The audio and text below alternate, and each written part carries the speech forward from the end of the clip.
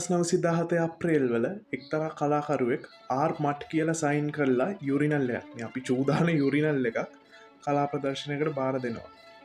Obviously ඒ කලා ප්‍රදර්ශනයෙන් එක රිජෙක්ටනවා.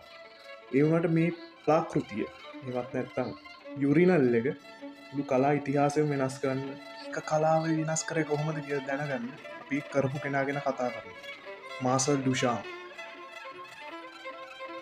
මුලින්ම අපිට කතා කරන්න වෙන ඊට කලින් ඩඩාවාදය ගැන මොකක්ද ඩඩායිසම් කියන්න විසිවනසීවස ආරම්භය වෙද්දි නික මුළු ලෝකෙම විනාශ වෙමින් වගේ පවතින ලයින්න ඇත්තමයි පැවතුන් පළවෙනි ලෝක යුද්ධේ එක්ක නිකම් මිනිස්සුන්ට රජයන් ගැන තර්කය ගැන ඒ වගේ විතන්නෙම නික ලෝකෙ දියුණු ප්‍රගතිය ගැන බව ප්‍රශ්නයක් ඇති වුණා.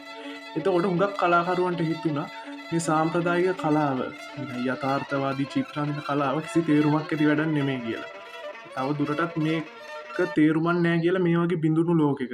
ඉතින් මේ ඉච්ඡා බංගත්වයත් එක්ක තම රැඩිකල් කලා ව්‍යාපාරයක් පටන් ගත්ත ඩඩායිසම් කියලා. මේ ඩඩාවාදියෝ කිසිම සාම්ප්‍රදායික නීතියක් මේ අනුගමනය කරේ නෑ.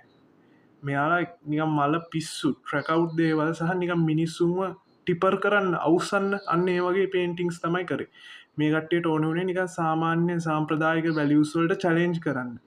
ඇත්තම ඩුෂාම්ප් ඩඩාවාදේ පටන් ගත්තේ නැති වුණාට මේ ඩඩාවාදේ සමග සම්බන්ධ වුණා ඩුෂාම්. ඒ කරපු දේවල් වලට අපි කියනවා මේ රෙඩිමේඩ්ස් කියලා.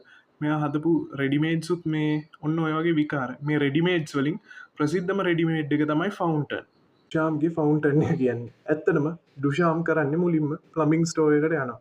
ප්ලම්බින් ස්ටෝර් එකට ගිහිල්ලා යුරිනල් එකක් ගන්නවා. ඒක මිනිහා කරකවලා ආර් මට් කියලා සයින් කරලා Society of Independent Artists Exhibition ගේ නිව්යෝර්ක් වල තිබ්බ ප්‍රදර්ශනයකට දෙනවා.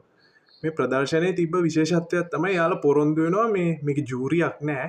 කිසිම වාරණයකුත් නෑ. දාන ඕනම මේ ආර්ට් වර්ක් එකක් අපි ප්‍රදර්ශනය කරනවා කියලා. ඒත් ඔබ්වියස්ලි ඩුෂාම්ගේ ෆවුන්ටන් එක මේක රිජෙක්ට් කරලා හංගලා තියෙනවා. ඔන්න ඔතන තමයි වැදගත් ප්‍රශ්නේ මතුවෙන්නේ. what is art? කලාව යනු මොකක්ද? මේ විදිහට තමයි මාසල් ඩුෂාම්ගේ ෆවුන්ටන් කලාවේ නිකන් ටර්නින් පොයින්ට් එකක් වගේ වෙන්නේ.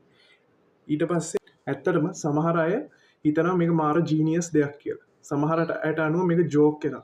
ඒ වුණාට ඩුෂාම්ප් මෙතන මතු කරන වැදගත් ප්‍රශ්නේ තමයි මොකද්ද කලාව? කලාව කරන්න ස්කිල් එකක් ඕනේ. මොකද්ද සුන්දරත්වය? මොකද්ද කලාව පිටිපස්සේ තියෙන අරමුණ? ඔන්න ඕක තමයි මේ මාසල් ඩුෂාම්ගේ ෆවුන්ටන් එක පිටිපස්සේ තියෙන කතාව. ඔයාලා මොකද්ද හිතන්නේ? ඒක කලාවද නැත්නම් විකාරයක්ද?